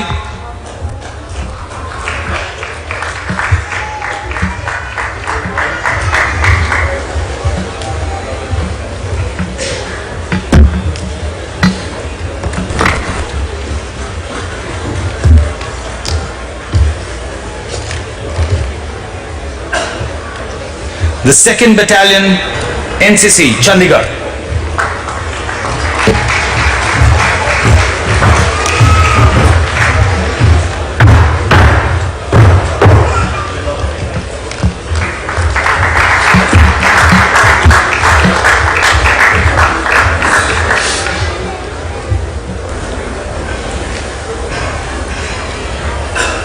Inspector Yashpal from the Chandigarh Traffic Police.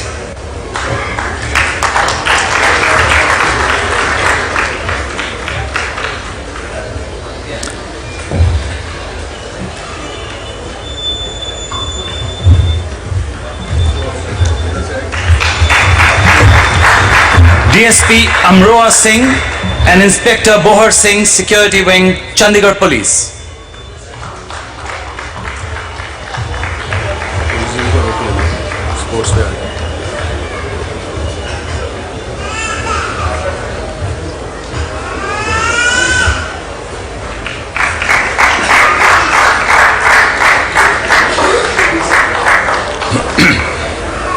Department of Sports, Chandigarh.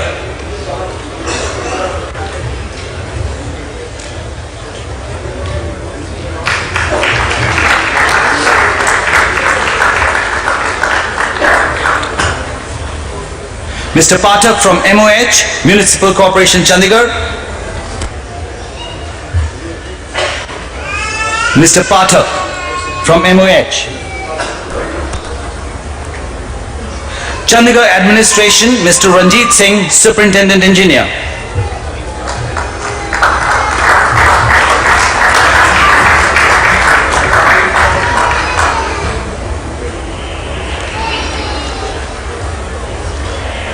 Department of Sainik Welfare, Punjab.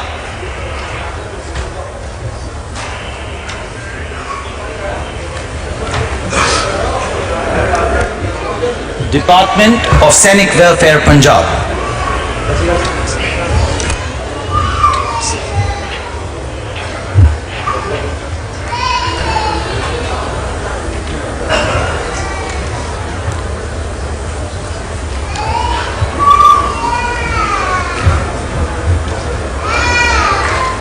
The media teams.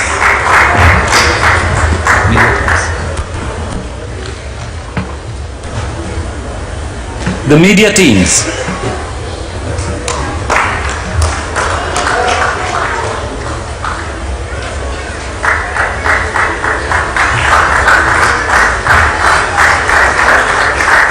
The guardians of governance.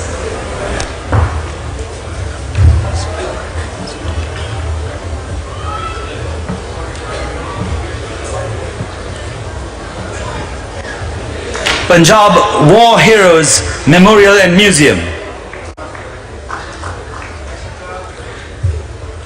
Punjab War Heroes Memorial and Museum.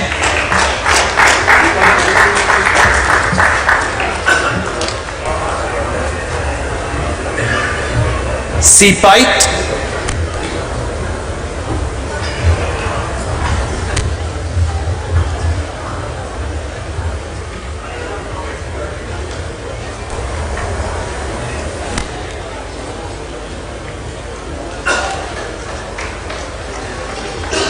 The Speakers Committee.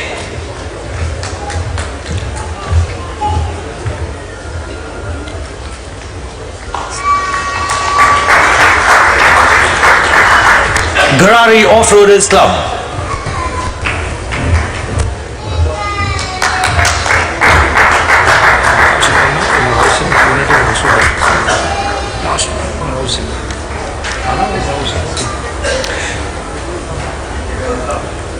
The Bird Watching Club.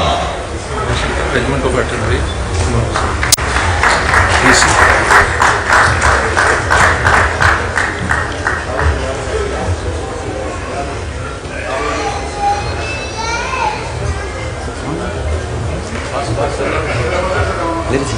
वो नहीं है उसकी unit है regiment of artillery regiment of artillery announce हो गया Office Staff, the Military Literature Festival.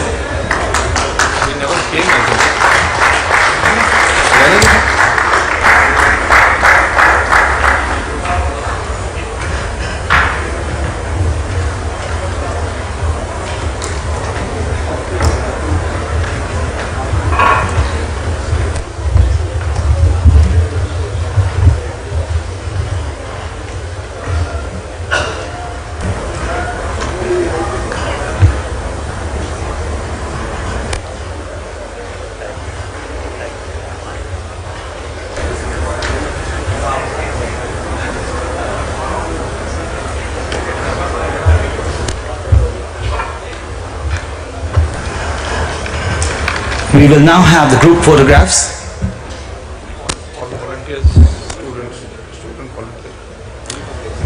The group photographs is of the student volunteers who worked really hard and have been in dancing attendance to all of us to ensure that this literature festival has gone off like a dream. Clockwork precision is how I would call it. Thank you.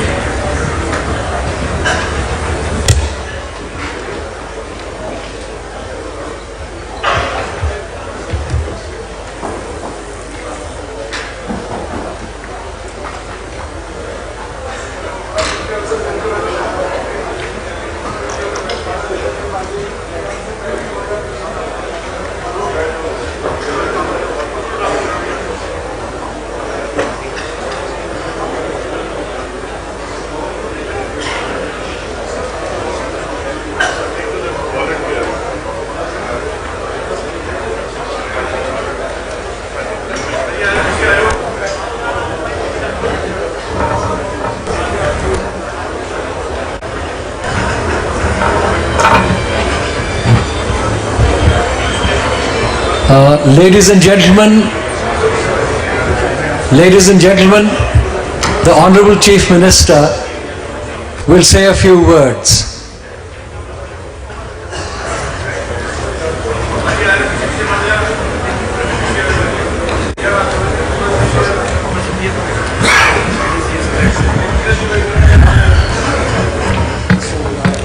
Good evening, ladies and gentlemen. I don't intend to make a long speech. I think after this wonderful 3 days and the panel discussions, you should carry those memories home with you. I want to thank the General Shergill, and all his team, 100% volunteers who have made this literature festival a great success. I have seen it from the time it started, and it's the third one now, and it's grown with each year. As the year passes, there's more interest in history, and more people come and participate in this. And I'm told that the last 3 days have been absolutely chock-a-block full, which indicates the interest that is being shown toward this particular military literature festival.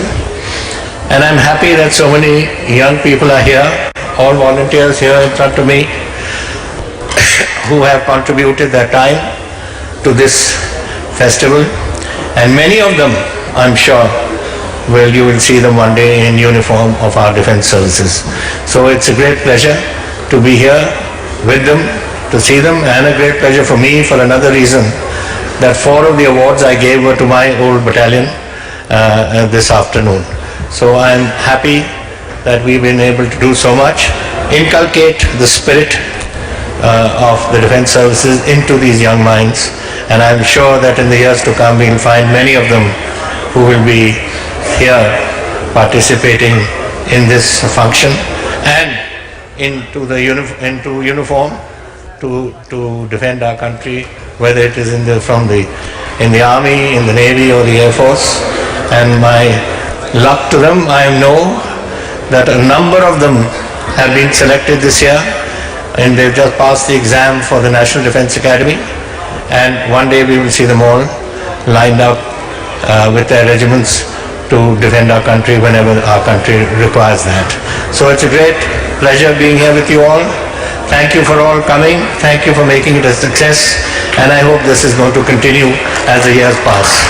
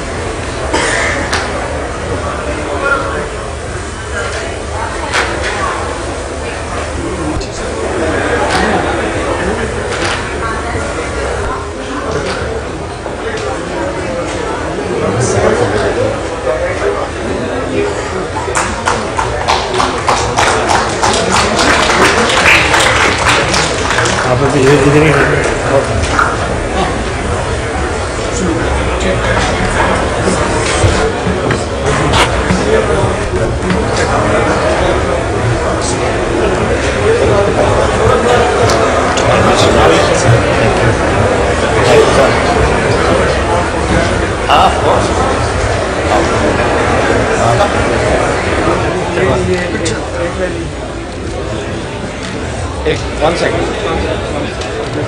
So I'll be in touch with the staff office. No, we'll be in touch. We'll get it.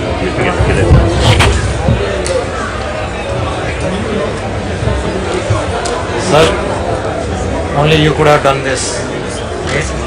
Walking through the chaos. I'm a go. Dinner आज dinner पे मिलोगे? हाँ